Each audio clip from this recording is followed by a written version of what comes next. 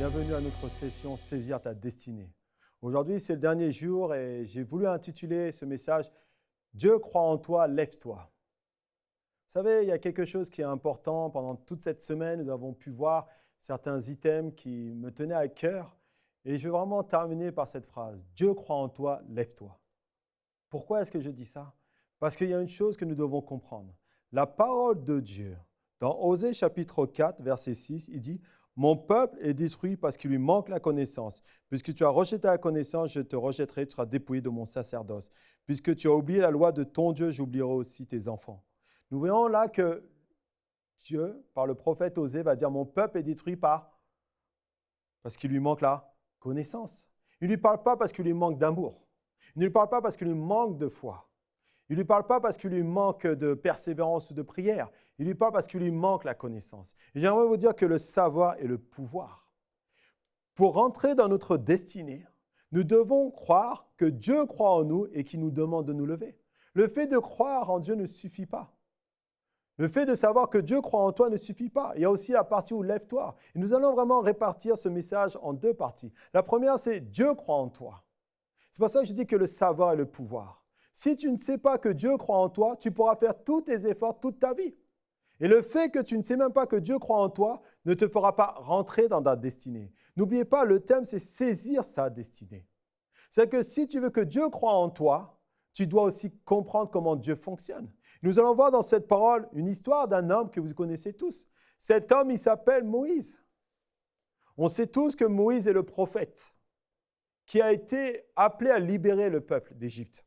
Mais nous voyons aussi qu'il était face à ces incertitudes, face à ces doutes. Parce que sachez une chose, le doute est mortel. Quand je parle de cela, des fois les gens rigolent ou ricanent. Comment ça, le doute est mortel? Oui, le doute peut t'amener à mourir, à faire mourir ta foi, à dessécher la foi. Oui, Dieu a réparti en chacun de nous une mesure de foi. Cette mesure de foi qu'on a, elle a besoin d'être nourrie. Imaginez-vous une plante. La plante, vous plantez la graine.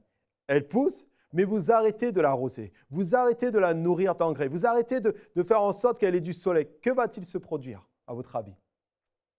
La fleur, la plante, va se détruire. Et la foi, c'est la même chose. Oui, Dieu a réparti en chacun de nous une mesure de foi, mais cette foi, elle a besoin de grandir. C'est pour ça qu'il dira dans Osée, « Mon peuple périt par manque de connaissance. » Pourquoi? Parce qu'il est détruit, parce qu'il ne connaît pas Dieu. Il ne connaît pas les plans de Dieu. Nous allons voir que Moïse va être face aussi à ce questionnement. Allons-y dans Exode chapitre 3, versets 11 et 12. Moïse dit à Dieu, « J'irai donc vers les enfants d'Israël, et je leur dirai, le Dieu de vos pères m'envoie vers vous.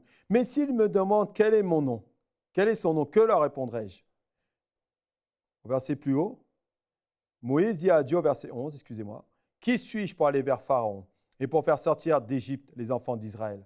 Dieu dit, « Je serai avec toi et ceci sera pour toi le signe que c'est moi qui t'envoie. Quand tu auras fait sortir d'Égypte le peuple, vous servirez Dieu sur cette montagne. » Regardez la question que se pose Moïse. Moïse dit à Dieu, « Qui suis-je pour aller vers Pharaon ?» Pourtant, sa destinée était quoi? Était de délivrer le peuple. Mais il va poser la question à Dieu.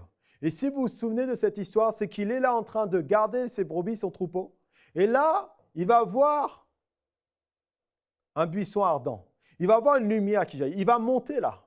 Et là, Dieu va lui parler. Et là, il va poser la question. Il dit, « Mais Seigneur, qui suis-je » Je disais tout à l'heure, Dieu croit en toi. C'est vraiment important de comprendre ça. Ça veut dire que peu importe tes incapacités, peu importe tes impossibilités, Dieu croit en toi. Ce qu'il a semé en toi est quelque chose de grand et de puissant. Tu as besoin de réaliser aujourd'hui. Comme Moïse avait besoin. Moïse, la première réflexion qu'il a eue, c'est « Qui suis-je pour aller vers Pharaon ?»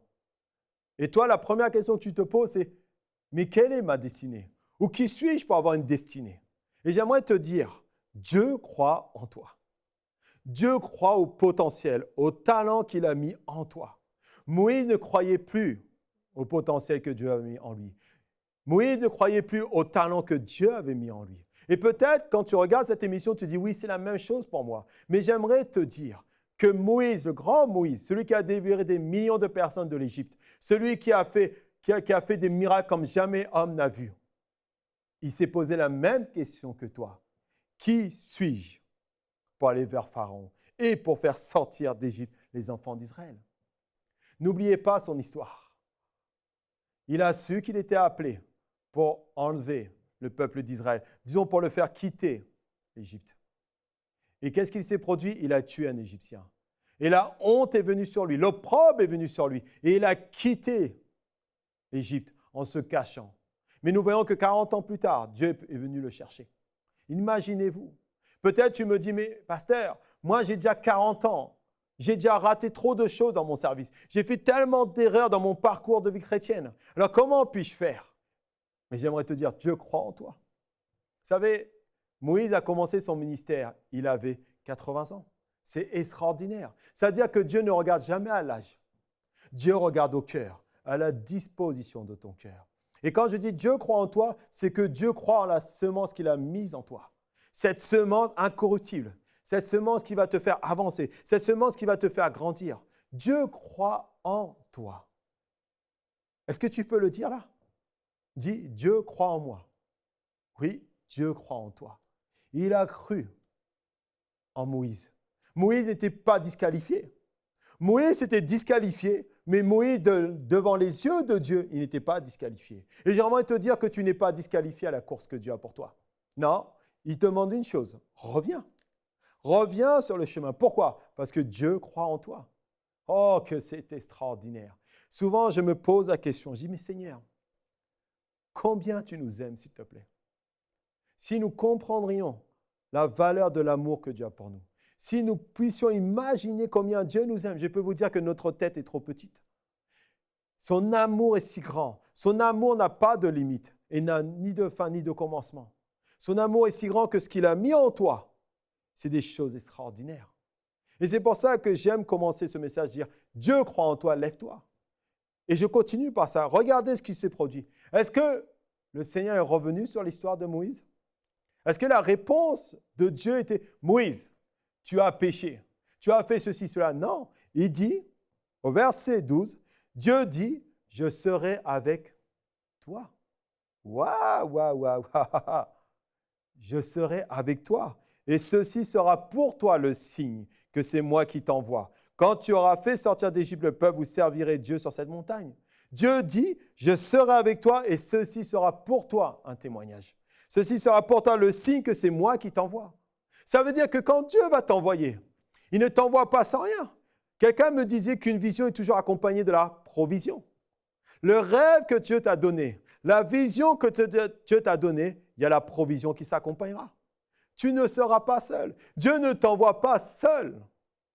Dieu t'accompagne. Waouh! Pourquoi? Parce qu'il croit en toi. Parce que l'on croit en ce qu'il a mis en toi. Les plans et les buts qu'il a vont s'accomplir. Mais comme je disais auparavant, ça t'appartient. Le choix t'appartient. Moïse aurait pu continuer en disant, bon, écoute, Dieu, merci pour la seconde chance. Merci pour l'opportunité que tu me donnes. Mais moi, je préfère rester là. Mais ça ne sera pas sa réponse. Vous connaissez toute l'histoire après. Ça n'a pas été sa réponse. Mais chaque fois que Dieu viendra te voir, il ne te donnera jamais une parole de condamnation. Sauf, bien sûr, si tu demeures dans le péché et que souvent Dieu t'a parlé, obligatoirement il te dira, repens-toi. Mais la première chose qu'il fera d'abord, c'est te relever. Il te donnera les paroles pour dire non, je crois en toi. Regardez bien, il dit je serai avec toi. C'est extraordinaire. Je serai avec toi et voici le signe qui t'accompagneront. N'est-ce pas une bonne nouvelle pour toi et moi? N'est-ce pas quelque chose d'extraordinaire? Parce que la vie de Dieu n'est pas la vie des hommes. La vie de Dieu n'est pas la vie de ta famille. La vie de Dieu n'est pas la vie de ton église. La vie de Dieu n'est pas la vie des frères et des sœurs. Non, la vie de Dieu, c'est qu'il est avec toi.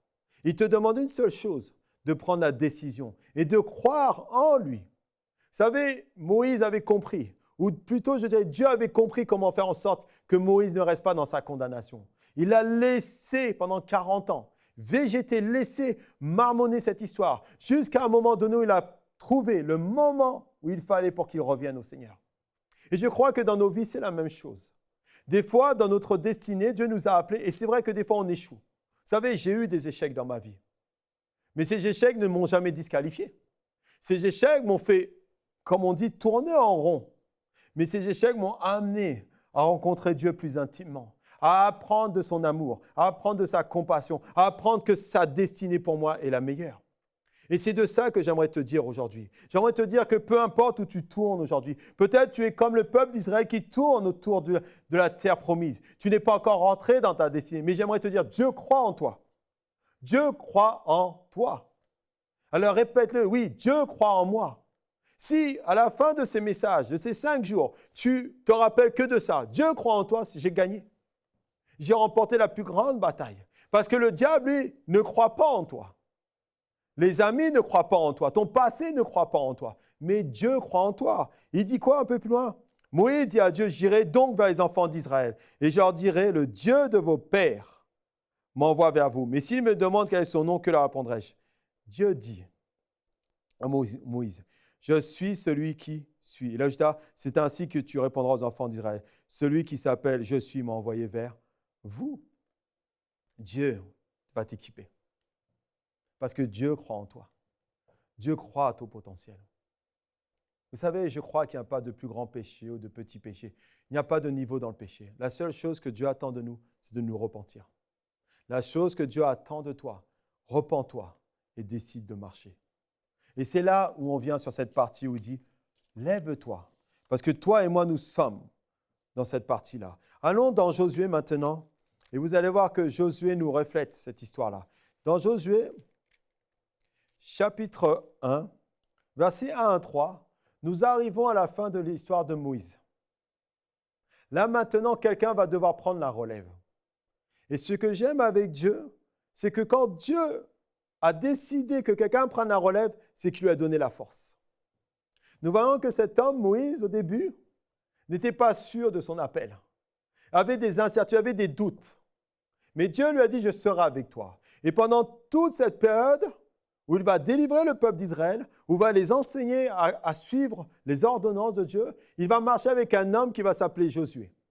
Cet homme qui est Josué, nous en avons parlé un peu, c'est un homme qui va être fidèle à Moïse, qui va être un peu son fils spirituel. Moïse est son mentor. Mais là va arriver un temps difficile pour lui. Vous savez, perdre un père, ce n'est pas toujours facile. Un modèle, ce n'est pas facile. Mais il va lui dire quelque chose. Après la mort de Moïse, Josué chapitre 3, verset 1, serviteur de l'Éternel, l'Éternel dit à Josué, fils de Nun, serviteur de Moïse. Moïse, mon serviteur, est mort. Maintenant, lève-toi, passe ce Jourdain, toi et tout ce peuple, pour entrer dans le pays que je donne aux enfants d'Israël. Tout lieu que foulera la plante de votre pied, je vous le donne, comme je l'ai dit à Moïse. Waouh, waouh, waouh, waouh, extraordinaire. Vous imaginez, son mentor meurt. Son père spirituel meurt. Celui à qui il a servi, il a bien dit serviteur de Moïse. Le Seigneur ne va pas lui dire, tu dois être en deuil pendant tant de temps. Il lui dit, lève-toi et passe ce Jourdain. Waouh! Vous savez, comme je disais tout à l'heure, Dieu croit en toi. Mais maintenant, lève-toi. Ce n'est pas le simple fait de croire que Dieu croit en nous qui va faire la différence pour entrer dans sa destinée. Loin de là. Dieu croit en toi, mais maintenant, tu dois faire une chose, te lever. Et ce qui va se produire à ce moment précis, il va dire à Josué, lève-toi. Et imagine-toi, il dit à Josué de se lever. Pourquoi? Parce que s'il est resté assis dans sa tristesse, dans sa colère peut-être, parce qu'il dit, oui, pourquoi tu as fait partir mon père? Pourquoi as-tu fait en sorte que Moïse, celui qui est mon modèle, parte? Le fait qu'il reste dans ce temps de deuil aurait pu retarder son appel, aurait pu retarder sa destinée. Il va lui dire, lève-toi et passe ce Jourdain, parce que le fait que tu vas passer ce Jourdain va te faire rentrer dans ta destinée. Combien de chrétiens sommes-nous à être spectateurs? Vous savez, je crois que Dieu nous a appelés à vous et moi, pas tous être dans le ministère de la parole, mais à vous et à moi de ne plus être des spectateurs ou des spectatrices, mais à vous et à moi d'être des acteurs et des actrices de l'avancement du royaume. Il est temps que chacun de nous prenions la décision de nous lever. Car quand nous nous levons, nous saisissons la destinée que Dieu a pour nous. Nous saisissons les plans et les buts que Dieu a pour nous. Et le fait qu'il dit « lève-toi », c'était le fait de lui dire « non, je ne me moque pas que tu sois triste ». Il ne se moquait pas qu'il soit triste, mais il disait « ne reste pas dans cette tristesse ». Oui, tu as perdu un mentor, mais il y a un grand appel sur ta vie. Tu as perdu quelqu'un, un être cher, mais il y a un grand appel sur ta vie. Peut-être tu es en train de regarder le coup. Tu dis, mais comment je fais pour entrer dans ma destinée? Mais moi, je te dis comme Dieu a dit à Josué, lève-toi et marche. Vous savez, ce n'est pas seulement le fait de se lever, c'est le fait de passer dans le Jourdain. Le Seigneur veut quoi? Le Seigneur nous veut debout. Ne pas rester sur le banc de touche, comme on dit. Ne pas rester sur le banc et regarder les autres écrire leur histoire. Vous savez, moi, je crois que dans la parole de Dieu, il y a les épîtres de Jacques, il y a les épîtres de Paul, il y a les épîtres de Jean. Mais je crois qu'il y a les épîtres de chacun de nous. Dieu veut qu'on écrive notre histoire. Parce que Dieu a quelque chose d'extraordinaire pour nous. Dieu veut que tu écrives l'histoire qu'il a commencée avec toi. Dieu veut t'amener dans une destinée comme jamais tu aurais pu imaginer. Je ne suis ni prophète ni ton pasteur. Je suis seulement une personne qui veut t'aider à rentrer dans ta destinée. Mais comment faire pour entrer dans ta destinée? Reste dans ton église locale. Saisis, marche aux côtés de cet homme. Vous savez la qualité qu'avait Josué. La qualité qu'avait Josué pour entrer dans sa destinée, c'est qu'il était serviteur de Moïse. Et quelquefois, nous voulons entrer dans notre destinée parce que nous disons, oui, Dieu m'a donné un rêve, cela va s'accomplir. Oui, mais cela ne s'accomplira pas si tu n'as pas un mentor. Cela ne s'accomplira pas si tu n'as pas de modèle. Certains me disent, mais pasteur, moi j'ai le modèle de la Bible, je sais comment faire. C'est faux. La Bible est notre ligne de conduite. C'est-à-dire comment nous marchons. Mais vous voyez que Jésus n'a pas marché seul. Jésus était avec qui? Avec des apôtres. Et ces 12 apôtres ont marché aux côtés de Jésus pour être quoi? Pour ressembler à Jésus. Et lève-toi, ça veut dire quoi? Ça veut dire non, tu ne te lèves pas parce que Dieu t'a donné un rêve. Tu te lèves à servir aux côtés de celui auquel Dieu t'a appelé. N'oubliez pas le verset qu'on commence à lire dans cette histoire de Josué, chapitre 1, versets 1 à 3. Il commence par quoi? Moïse, serviteur de Dieu. Josué, fils de Nun, serviteur de Moïse. Tout à fait. Et c'est ça qui fait la différence, qui a fait que Josué a pu rentrer dans sa destinée. Josué a pu rentrer dans ce que Dieu avait, parce qu'il a servi aux côtés de celui qui lui a donné le manteau. Saisir sa destinée, ce n'est pas seulement dire, oui, Dieu m'a dit que je serai pasteur, Dieu m'a dit que je serai évangéliste, Dieu m'a dit que je serai chantre, et faire ce qu'on a envie de faire. Non, parce que n'oubliez pas, Dieu a une ligne de conduite. Tous ceux qui ont été appelés à servir ont servi toujours aux côtés de quelqu'un. Et l'erreur que nous avons, en tant que chrétiens, parce que nous sommes nés de nouveau, nous pensons que nous pouvons saisir notre destinée comme cela. Non, tu te lèves en étant aux côtés de ton pasteur. Quand ton pasteur ne va pas bien, tu pries pour lui. Tu te lèves en disant, non, Seigneur, je prie pour mon église. Peut-être tu ne sers pas encore dans ton église locale, mais si tu pries, tu peux servir dans ton église locale. Parce que chacun de nous, nous sommes appelés à être des sentinelles. Nous sommes appelés à prier les uns pour les autres. Souvent, nous cherchons des grands ministères, nous pensons être un évangéliste, et peut-être tu es appelé à cela, et gloire à Dieu. Et je prie pour cela. Mais je crois aussi que celui qui va pouvoir t'amener à développer ton don, à développer ton talent, c'est le pasteur qui est à tes côtés. C'est celui que Dieu a mis à tes côtés. Vous savez, nous avons fait vite fait, nous avons feuilleté la parole de Dieu. Nous n'avons pas regardé, mais si vous regardez Josué, Josué a servi aux côtés de Moïse. Je ne pense pas que Josué était toujours d'accord avec Moïse. Et quelquefois, tu peux ne pas être d'accord. Mais le but, c'est de se plier à ce que Dieu te demande. C'est pour ça que la Bible dit « Soyez soumis à vos conducteurs ». Vous savez, c'est important. Des fois, nous nous levons n'importe comment. Mais si nous nous levons comme Josué a fait, regardez ce qu'il s'est produit après. Nous voyons que quand Josué a servi, quand Josué s'est levé, il est rentré dans la terre promise. Et je peux vous donner d'autres exemples. Si nous prenons l'exemple de Paul avec Timothée. Timothée, son père spirituel était Paul. Il suivait qui, Timothée? Il suivait Paul. Paul était son modèle. Et Paul l'enseignait, l'exhortait, l'encourageait. Et j'aimerais vous dire que c'est ça. Si nous continuons avec Élie, nous allons le voir tout à l'heure bibliquement, mais nous voyons que chaque personne qui va se lever, obligatoirement, il vient d'un mentor. Moi, je bénis Dieu pour les mentors que j'ai eus dans ma vie chrétienne. C'est ça qui m'a aidé à rentrer dans mon ministère. C'est ça qui m'a aidé à rentrer dans les plans et les buts que Dieu a pour moi. Et saisir sa destinée, c'est ça. Saisir sa destinée, c'est ça. C'est que tu es le choix de Dieu. Que Dieu t'appelle, mais que tu dois comprendre aussi que tu dois te lever. Mais pas d'une manière n'importe comment, d'une manière ordonnée. Dieu est un Dieu d'ordre. Je sais que certains, ça va faire mal à leurs oreilles. Mais vous savez, Dieu fonctionne comme cela.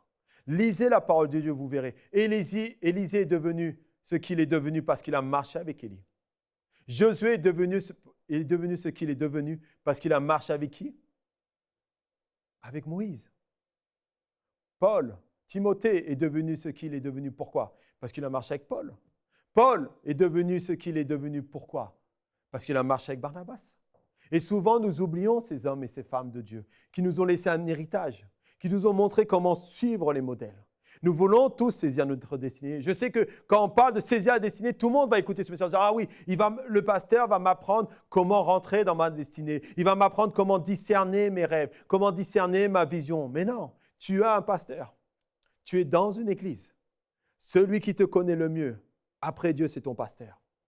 Il saura comment t'amener dans ta destinée. Il t'aidera à rentrer dans ta destinée. Et ça, tu ne dois pas l'oublier. Parce que Moïse, quand il est rentré dans sa destinée, c'est parce que Dieu lui avait parlé. Est-ce que vous comprenez ce que je veux dire? Il n'avait pas de mentor à cette époque-là. Josué, il est rentré dans sa destinée parce qu'il était le bras droit de Moïse. Élisée est rentré dans sa destinée parce que Élie était son mentor. Rappelez-vous de cela. Que chaque fois, il y a quelqu'un qui est là. Et des fois, on oublie cela. J'aimerais vous raconter une petite histoire qui est biblique. Souvent, je me suis posé la question, je priais Dieu, je me disais, Seigneur, comment est-ce que notre ami, notre frère Joseph a pu rentrer dans sa destinée?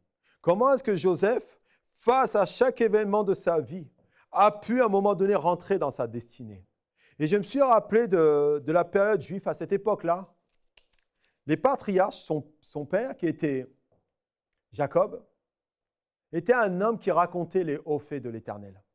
Et je me dis que chaque fois dans ces moments-là, il réunissait la famille, parce que c'est comme cela que se faisait dans la coutume juive. Les familles se rassemblaient, ils étaient attablés à une table, ils mangeaient ensemble, et le patriarche racontait les histoires. Racontait comment Dieu marchait avec lui. Il a dû raconter comment Abraham a fait pour être le père d'une multitude. Comment est-ce que Isaac est devenu ce qu'il est devenu? Comment Jacob est devenu ce qu'il est devenu Israël? Et souvent, je me dis que Joseph a dû se rappeler chaque fois ces événements-là dans sa vie. Ces moments où il avait des doutes, ces moments où il avait des incertitudes, il a dû dire, oui, mais je me rappelle ce que mon père me disait, qu'il a été fidèle avec Abraham, que oui, le Seigneur l'avait appelé et que 75 ans plus tard, il est devenu père d'une multitude. Il a été père d'une seule personne, de mon grand-père. Et des fois, je me dis qu'il a été nourri et baigné dans la parole. Et quelquefois, ces histoires l'ont construit et qui fait que chaque événement de sa vie à Joseph, il a pu affronter les choses parce qu'il savait que Dieu était fidèle. Et vous savez, c'est ça je pense qui lui a donné de la force. Ce n'est pas seulement le fait que Joseph avait fait un rêve. Ce n'est pas seulement le fait que Joseph savait qu'il allait servir Dieu, que ses frères allaient le servir. Non, c'est qu'il s'est souvenu de l'histoire de son père, de l'histoire de son grand-père, de l'histoire de son arrière-grand-père, et qu'il l'a construit avec cela. Et nous, c'est la même chose. Combien de temps passons-nous devant nos télés, s'il vous plaît? Combien de temps passons-nous devant notre sport? Combien de temps passons-nous devant tout ça? Nous voulons que Dieu nous révèle ses plans. Nous voulons que Dieu nous révèle sa destinée. Nous ne lisons jamais la parole. Vous savez, à cette époque-là, ce qui était radieux pour Joseph, c'est qu'il est resté fidèle. Il est resté intègre. Même dans les temps où il aurait pu abandonner, même dans le temps où il aurait pu coucher avec une femme, il a dit non, je ne le ferai pas. Dans le temps où il aurait pu être désespéré, dans la prison, il avait donné la révélation des songes et des visions à ces personnes-là. Et cette personne lui avait fait une promesse. Dès que je sors de la prison, tu sortiras avec moi. Et pourtant, cet homme est sorti de la prison. Et lui, il est resté. Mais il est resté attaché. Pourquoi? Parce qu'il s'est souvenu de chaque promesse que Dieu lui avait donnée. Ou plutôt, je dirais, il s'est souvenu des promesses que Jacob avait racontées. Imaginez-vous. Et j'aimerais vous dire quelque chose. Lève-toi devant la parole de Dieu. Lève-toi à croire ce que dit la parole de Dieu. Prends un mentor. Et ton pasteur comme mentor. Et quelqu'un dans ton église locale qui va t'aider à grandir, qui va t'aider à grandir et à grandir, qui ne va pas critiquer les autres, qui ne va pas distinguer tel et tel. Non, qui va t'amener à grandir dans ta foi. Et c'est ça qui va faire que tu vas rentrer dans ta destinée. Et un jour, quand Dieu t'appellera, il te dira serviteur d'un tel, servante d'un tel. Il te dira non, lève-toi et passe le Jourdain. Se lever ne dépend pas de Dieu, ça dépend de toi. Dieu croit en toi, mais décide-toi maintenant de te lever. Décide-toi de marcher comme Dieu veut que tu marches. Décide-toi de marcher comme lui l'a décidé que tu marches. De rentrer dans ses plans, de rentrer dans les buts qu'il a pour toi. Mais je t'invite, je ne sais pas si tu vas à l'église, mais si tu ne vas pas à l'église, trouve une église locale. Un endroit où tu seras aimé, un endroit où tu seras rassuré, un endroit où on t'aidera à développer ton talent et pas qu'on l'écrasera. Un endroit où Dieu va te conduire. Tu vas me dire, mais pasteur, j'ai fait des églises. Je suis allé d'église en église, j'ai été blessé. Oui, mais demande pardon. Et demande pardon à cela, mais prie Dieu, parce que Dieu est celui qui a bâti l'église. Oui, rentrer dans sa destinée, c'est rentrer aussi dans une église où on va développer tes dons et tes talents, où tu vas pouvoir faire ce que Dieu te demande de faire. Quelquefois, on passe à côté des plans de Dieu. Je sais que certains pensent que Paul, dès qu'il a retrouvé la vue, il est rentré dans le ministère. Non, il y a eu 14 années où il a servi d'abord les apôtres. Jusqu'à qu'on trouve dans Acte 13, où il dit « Mettez à moi à part Paul et Barnabas ». Paul et Barnabas, mettez-les-moi à part, car j'ai des plans et des buts. Mais ça ne s'est pas fait du jour au lendemain. Mais pour voir leur fidélité, pour voir ce que Dieu avait à faire, il fallait qu'ils soient fidèles quelque part. Et moi, je t'invite, pour que tu puisses saisir ta destinée, lève-toi. Toi qui es à la maison, qui ne veux plus aller à l'église, je t'invite, retourne à l'église. Toi qui es fâché avec ton pasteur, toi qui es fâché avec les frères dans l'église, parce qu'on t'a jugé, t'a condamné, je t'invite, va à l'église. Parce que ce que tu dois faire, c'est rentrer dans ta destinée. Saisir ta destinée, ça veut dire quoi? Ça veut dire que tu dois être là où Dieu veut que tu sois, afin que tu grandisses. Vous savez, dans mon pays, qui est l'Asie, il y a des bons fruits qui poussent là-bas. Il y a des mangues qui poussent là-bas. Mais je sais que si je prends la semence de cette mangue, c'est-à-dire les grains de cette mangue, je le fais pousser dans mon pays d'adoptif, c'est-à-dire la France, dans ma région qui est l'Île-de-France. Si je le mets là, vous ne verrez jamais de manguier.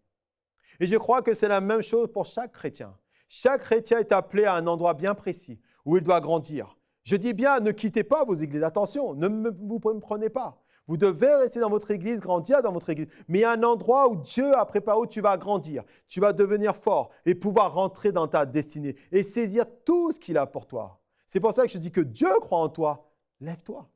Marche dans ta destinée. Sois fidèle dans ton église, sois fidèle au service de ton église, sois fidèle dans tout ce que tu entreprends et tu vas réussir parce que c'est là où Dieu veut que tu sois. Alors je t'encourage vraiment à saisir ta destinée et à réécouter ces messages afin qu'elle grandisse et qu'elle porte du fruit. Sois béni. Cette émission est rendue possible grâce au précieux soutien des partenaires d'Enseigne-moi Canal International. Retrouvez tous nos programmes sur enseigne-moi.com.